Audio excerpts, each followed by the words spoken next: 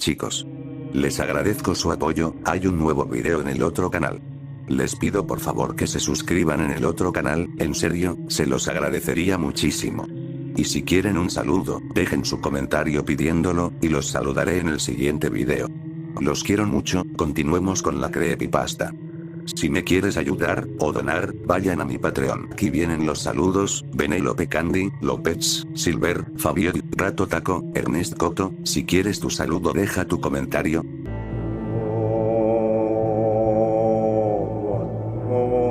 Ya no voy a la iglesia. Hoy cumplo un año sin la Biblia después de más de 60, asistiendo todos los domingos como una buena niña. ¿Sabes por qué? Es porque el Señor no obra con misterio. Es cruel e insensible, nos ofrece la felicidad a todos solo para arrebatárnosla para su propio placer. No tiene nada de misterioso. Dios es un capullo. Tiene que serlo, y no lo soporto. Esa es la única razón por la que se me ocurre que consideraría oportuno enviarme a Obie después de haberme llevado a mi Lionel apenas una semana después de casarnos. Ya había sufrido bastante, ¿no? Todas esas décadas de soledad e inagotable tiempo mientras curaba heridas, sanaba enfermos y me dedicaba a las masas desagradecidas. Pensé que Obie era la respuesta a todas mis oraciones, mi pequeño milagro personal. Qué compañía para mis últimos años, ¿sabes? Nunca pensé que solo fuera el preludio de una gran broma cósmica donde yo soy el chiste. Era una noche oscura y tormentosa cuando vi a Obie por primera vez. Lo recuerdo vívidamente, casi tan claro como el día que se fue. Ojalá los días intermedios no estuvieran tan descoloridos como las manchas de sangre debajo de la alfombra. Pero esa todavía se siente tan fresca como esas manchas cuando las estaba limpiando hace un año y. ¿Qué fue, un mes? Sí, así es, porque fui a la iglesia unas 3 veces más para asegurarme después de Obie, lo que significa que fueron 3 semanas.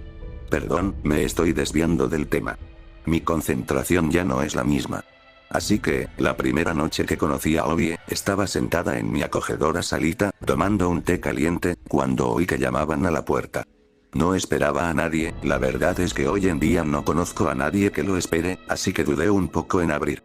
Pero algo en mi interior me decía que abriera, y cuando lo hice, me encontré con una imagen que me llevó por un camino resbaladizo hacia la renuncia a la fe inquebrantable que me ayudó a superar la pérdida de Lionel tantos años atrás. Allí estaba un hombre, alto y delgado, con la cara ensangrentada y la ropa hecha jirones. Apenas estaba consciente, pero logró murmurar ayúdenme antes de desplomarse en mi puerta. No sabía qué hacer, pero sabía que debía actuar rápido. Lo arrastré adentro y, con todos mis conocimientos médicos, hice lo que pude para curarlo. Recuperó el conocimiento unas horas después y hablamos hasta bien entrada la noche. Al principio, le alarmó que lo hubiera desnudado y bañado, y parecía convencido de que le había hecho algo al suturar las heridas inexplicables en el pecho y el cuello. Heridas que deberían haberlo matado, algo que reconocía y para lo cual no tenía explicación. Tampoco sabía por qué estaba tan paranoico y desconfiado de mí, ya que, desde su perspectiva actual, yo era literalmente la primera persona que conocía, y fue el hecho de que reflexionara sobre esta contradicción lo que lo tranquilizó un poco. Bueno, eso y una copa bien cargada de brandy añejo de Lionel para el dolor. El hombre que tocaba en mi puerta no recordaba nada más que restos y jirones. Ni siquiera su edad, pero dadas las canas y la profundidad de las arrugas de su rostro delgado, era un poco mayor que yo. Cualquier información sobre su origen o cómo había llegado a mi apartamento era definitivamente imposible. Al final, supe su nombre. Se llamaba Obie. Eso fue todo lo que logré averiguar cuando finalmente lo dejé descansar en el sofá durante la primera de las que al final serían solo unas 10 noches que durmió allí, pero ya sabía que me había enamorado de él. Mientras ayudaba a Obie a recuperarse de sus heridas durante los meses siguientes, poniendo en práctica todas mis habilidades como ex enfermera del NHS, no pude evitar preguntarme sobre su pasado. No recordaba nada de sí mismo, por supuesto, ni siquiera su nombre completo. Obie era solo un fragmento del recuerdo de alguien que le hablaba. No sabía cuál era la abreviatura ni si era su verdadero nombre. Nunca logró recordar cómo se arrastró hasta el último piso de nuestro edificio esa noche, por supuesto, ni cómo se lastimó. No quedaba nada de su vida antes de la noche en que nos conocimos. Pero de vez en cuando, tenía destellos de recuerdos que le asaltaban mientras dormía. Una noche, se despertó gritando, cubierto de sudor.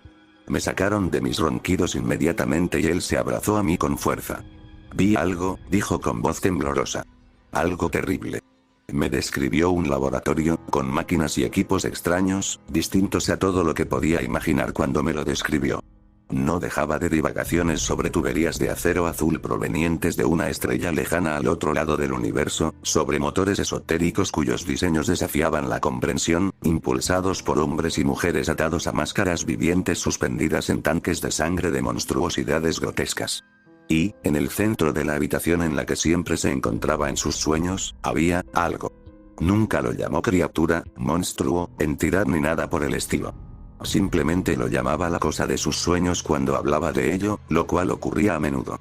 Oppie me lo describió como una luz. Una luz furiosa que de alguna manera era azul y naranja a la vez, una luz atrapada y furiosa, consciente de sí misma y siniestra. La forma en que hablaba de ello era como si fuera puro odio, y siempre había una repugnancia en la voz de Oppie cuando me lo describía, como si le repugnara inconscientemente. Oppie no podía recordar nada más, pero el recuerdo, el hecho de que de alguna manera estuviera conectado a esas máquinas y a esa luz viviente y odiosa, lo había dejado conmocionado hasta la médula. Durante los felices meses que pasamos juntos antes de que se fuera, Oppie acudió a la memoria, fragmentada, de los experimentos que le hacían, o de cómo los realizaba él mismo. No estaba muy seguro de cuál de los dos era, ni siquiera de si eran ambas cosas. Tenía destellos de estar en presencia de extrañas monstruosidades sobrenaturales, recuerdos vívidos de cómo las estudiaban y diseccionaban ante sus ojos mientras tomaba notas. Describió cómo lo ataban a una mesa y le inyectaban agujas en las venas. Más extraño aún, le asaltaban recuerdos borrosos, que él mismo describía como, en sus propias palabras, más antiguos de lo que se puede extraer de los recuerdos de nadie. Recuerdos de la vida en una época más sencilla pero más dura, de granjas, tierras salvajes, plagas y dificultades. Es justo decir que, cuanto más recordaba Oppie quién era, más confundido e inseguro estaba si quería continuar su viaje de autodescubrimiento. Lo escuché atentamente, intentando reconstruir cualquier información que pudiera ayudarle a recordar quién era. Pero cuanto más hablaba, más me daba cuenta de que lo que describía superaba todo lo que yo había oído. Era como si hubiera formado parte de un experimento secreto del gobierno, algo más allá del entendimiento humano, pero ¿cómo habría podido explicárselo? Por mi parte, no me importaba. Que no tuviera antecedentes era, para mí, una señal de Dios.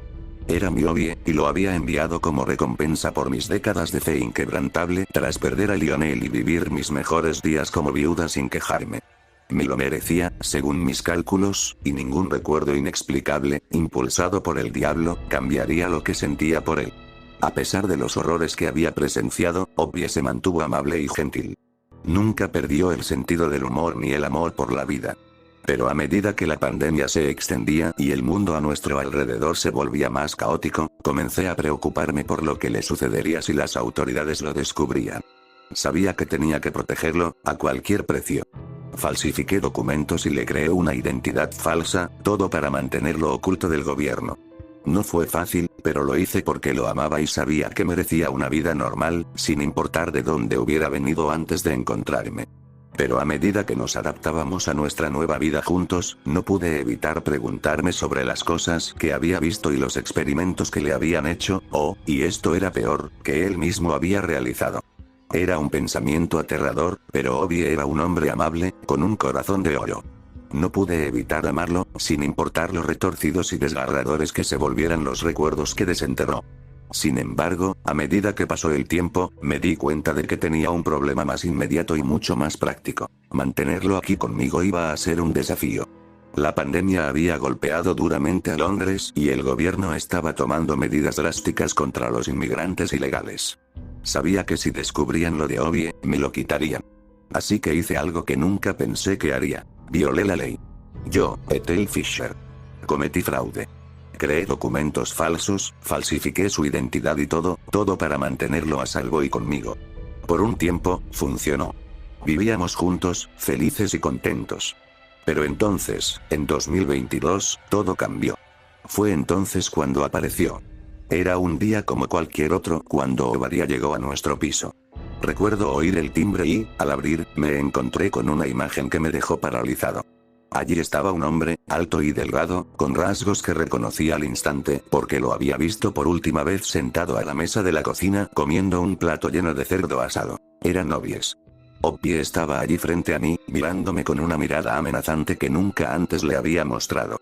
Solo que no era Obie, y tras mi grito inicial de sorpresa, supe al instante que, pasara lo que pasara, mi Obie seguía sentado en la cocina donde lo había dejado. Este hombre, este demonio, podría haber tenido la cara de mi Obie, pero no había forma de que fuera mi Obie. Había demasiada diferencia en él. Amaba a Obie por la calma con la que flotaba por la vida a pesar de sus dificultades, por la suavidad y calidez de su voz de cuna. El hombre en mi puerta con la cara de Obie no se parecía en nada. Caminaba con determinación y hablaba con una frialdad que me heló hasta los huesos. ¿Quién eres?, pregunté con voz temblorosa. Mi nombre no es la información que necesitas, respondió, sin emoción alguna. Busco mi propiedad. No sabía qué decir. Todavía estaba en shock por ver a alguien tan parecido al hombre que amaba. Pero antes de que pudiera procesar nada, Obadiah me empujó y entró en el apartamento. Quise detenerlo, agarrarlo, pero una especie de calor mental penetrante parecía irradiar del intruso, manteniéndome inmovilizada por algo más que el miedo. ¿Dónde está?, preguntó, cada vez con más agitación en la voz. Intenté explicarle que no sabía de quién hablaba, pero no me escuchaba. Recorrió el piso a hurtadillas, registrando cada habitación, hasta que encontró a Obie. Obie estaba sentado a la mesa de la cocina, tomando una taza de té. Tenía el cuchillo y el tenedor doblados sobre el plato, y se giró hacia nosotros con su cálida sonrisa al oír el crujido de la puerta de la cocina al abrirse. Fue la última vez que vería esa sonrisa, y duró apenas medio segundo. En cuanto Obie vio a Obadiah, abrió los ojos de par en par al reconocerlo. Tú, dijo, con la voz apenas por encima de un susurro. Obadiah, espera, solo intento tener una conversación normal. Obadiah no respondió. Simplemente se acercó a Obie, lo agarró del pelo y le golpeó la cabeza contra la mesa. Salpicó sangre por todas partes, y en el inquietante silencio que siguió, no pude hacer nada más que parpadear para quitarme la sangre de los ojos. Entonces volvió a ocurrir. Ruido sordo. El ruido resonó por todo el piso. Obie estaba demasiado aturdido como para reaccionar a tiempo y resistirse a la presión de Obadiah en la nuca, a la primera vez que el hombre que se parecía a él le estrelló la cara contra la encimera de cerámica. La conmoción cerebral del primer golpe fue la razón por la que no pudo resistir el segundo. Ni el tercero, ni el cuarto, ya había encontrado mi voz para cuando Obadiah le rompió la nariz a Obie con el quinto golpe, y el plato de porcelana empapado en salsa finalmente se quebró por el impacto. Grité para que se detuviera, intentando sin éxito romper cualquier control que el demonio Obadiah, este hombre con el rostro de mi amado, tuviera sobre mí. Pero no se detuvo.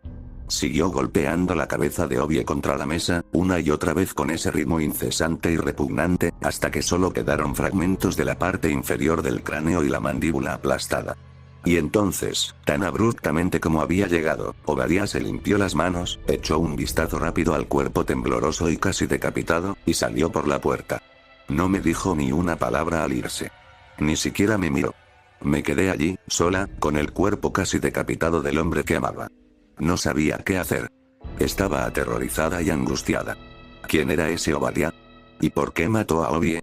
Sentada allí, en shock, me di cuenta de que el hombre que tanto había querido había desaparecido. Y en su lugar había un desastre sangriento, víctima de algo que escapaba a mi comprensión. Era un pensamiento aterrador, uno que me perseguiría el resto de mi vida. No soportaba llamar a la policía, aunque sabía que debía hacerlo. Había falsificado documentos para Obie cuando apareció por primera vez en mi piso sin recuerdos. No tenía pasado ni identidad, y nadie sabía de su existencia. Si me delataba por fraude, me encarcelarían. Así que hice lo único que podía hacer. Limpié el desastre y me deshice de lo que quedaba del cuerpo de Obie, una tarea sorprendentemente fácil. ¿Recuerdan que dije que la llegada de Obie había sido un pequeño milagro solo para mí? Bueno, hay un milagro en esta historia, aunque no creo que viniera de arriba. Nunca tuve que pensar cómo deshacerme del cadáver. Ni hablar de inventar una razón para tener un cadáver en mi piso si me pillaban con él. Mi principal preocupación era cómo bajarlo por los 10 tramos de escaleras hasta la planta baja del bloque de pisos. Probablemente fue el susto, pero mi primer pensamiento cuando su carne empezó a burbujear y a derretirse hasta que solo quedó un charco pegajoso y oscuro en el suelo fue: gracias a Dios por eso. Qué ironía, ¿verdad? Debería haber entrado en pánico, gimiendo, aullando. Ya estaba sollozando y más histérica de lo que me gustaría admitir, pero eso se debía principalmente a la mezcla de dolor por la pérdida de Obie y a una confusión desquiciada al intentar comprender algo sobre Obadiah y su intrusión en nuestra felicidad. De hecho, me reí cuando el cuerpo de Obie empezó a derretirse. En lugar de perturbarme por el giro casi satánico de los acontecimientos, solo recuerdo haber pensado en lo mucho que no podía creer mi suerte porque ya no tenía que preocuparme por deshacerme del cuerpo de Obie. Fue un proceso lento, pero una hora después de su muerte, su cuerpo se disolvió en un desastre sangriento en el suelo de mi cocina. Eso fue lo que causó las manchas debajo de la alfombra. ¿Recuerdas esas descoloridas que mencioné? A veces levanto la alfombra para verlas, cuando lo extraño de verdad. Fue una experiencia extraña e inquietante, inexplicable. Pero me salvó de tener que lidiar con las horribles consecuencias de su asesinato.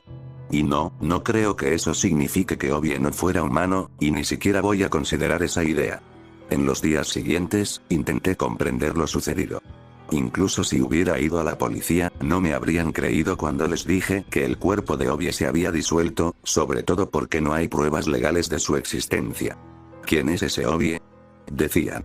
Señora Fisher, su marido era un mecánico llamado Lionel, y murió en 1981. Habrían pensado que estaba loca, que el Alzheimer me había afectado, y la verdad es que no podía culparlos. Me merecía la residencia de ancianos en la que me habían internado, la que gestionaba el ayuntamiento de Southwark para viejas chifladas sin familiares. Fue algo extraño e increíble lo que me pasó, y que fuera cierto no lo cambia en absoluto. Pero el horror de ese día me ha acompañado durante el último año, y creo que seguirá presente durante los muchos que me queden. Durante los primeros meses, sentí que no podía dormir, ni comer, ni pensar. El recuerdo de Obadiah, el hombre idéntico a Obie y que lo asesinó brutalmente delante de mí, quedó grabado en mi mente. Y lo peor fue que no podía comprender por qué Dios sería tan cruel como para traer a Obie a mi vida, solo para que me lo arrebatara con tanta violencia. En los días siguientes, me di cuenta de que perdía la fe en todo lo que creía. Había sido un cristiano devoto la mayor parte de mi vida, pero los sucesos de ese día destrozaron mi fe en un Dios benévolo. ¿Cómo podía un Dios amoroso permitir que ocurrieran semejantes horrores? Fue una dura revelación, pero tuve que aceptarla. Hoy, soy solo un cascarón de mi antiguo yo. Vivo solo con mis pensamientos, atormentado por el recuerdo de lo que le pasó a Obie. Todavía tengo flashbacks, pesadillas, pensamientos intrusivos, lo que sea. Lo peor de todo no son las imágenes, tampoco. Fui enfermera en el NHS durante 40 años, muchos de ellos en urgencias. He visto una buena cantidad de lesiones horribles. ¿Alguna vez sacaste un volante de entre las costillas de alguien mientras esperabas con todas tus fuerzas que el líquido no drenara tan rápido al hacerlo que su otro pulmón colapsara? Porque yo sí. El cerebro dentro del cráneo de Obie no era lo primero que veía. Ver cómo se le salían los ojos de las órbitas solo me resultaba desconocido porque normalmente veía cómo se los volvían a insertar. No. Lo que realmente me ha marcado no han sido las imágenes, sino los sonidos. El lento golpe sordo, golpe sordo, golpe sordo, mientras Obadiah estrellaba la cabeza de Obie contra la mesa sin contenerse. No como si estuviera enfadado, sino como si estuviera grapando documentos. Firme, ensayado, lento e indiferente. Era la forma en que cada grupo sucesivo de golpes sordos, golpes sordos, golpes sordos, se volvía cada vez más sordo, más bajo, más húmedo, a medida que los golpes, mecánicamente rítmicos, dejaban al descubierto cada vez más el interior del cráneo de Obie. Golpe, golpe, golpe, sé que nunca podré olvidar ese sonido, por mucho que lo intente. Los sonidos que lo acompañaban eran igual de horribles. Mis propios lamentos mientras me quedaba paralizado de miedo en la puerta de la cocina, las ásperas protestas de Obie que se convertían en grumos húmedos antes de silenciarse, los gruñidos casi inaudibles de Obadiah, el cabrón de al lado golpeando la pared diciéndonos que nos calláramos. Espero que compartiendo lo que pasó pueda cerrar un poco esta etapa. No tengo a nadie más con quien hablar. Soy una vieja bruja que vive en lo alto de su torre. Solo veía a la gente en la iglesia, y no me atrevo a volver. Quiero. Me siento sola, extraño a los amigos que ni siquiera saben que son mis amigos, aquellos con los que siempre he sido demasiado orgullosa y distante como para compartir mi información de contacto por miedo a dejarlos entrar en mi vida y que vean lo poco que llevo. Acudo a ustedes, desconocidos aquí en la computadora, en busca de un poco de consuelo. Necesito que alguien sepa por qué perdí la fe y quién era Obie, solo para que lo que pasó no muera conmigo cuando finalmente me vaya. No soy bueno con las computadoras, así que no he investigado a Obadiah ni he indagado. No estoy seguro de querer saberlo. ¿Qué podría hacer con él? Lo único que me he preguntado es cómo un dios justo pudo traerme a alguien tan amable, dulce y cariñoso como Obie solo para quitármelo. Que me cuelguen a Obadiah, por lo que me importa, él y la ciencia rara que lo creó. Si alguien lee esto, si tiene alguna forma de reconciliar esta estupidez con un Dios bondadoso y amoroso que obra de maneras misteriosas, me encantaría saberlo, porque hasta que no lo haga, no creo que pueda volver a la iglesia.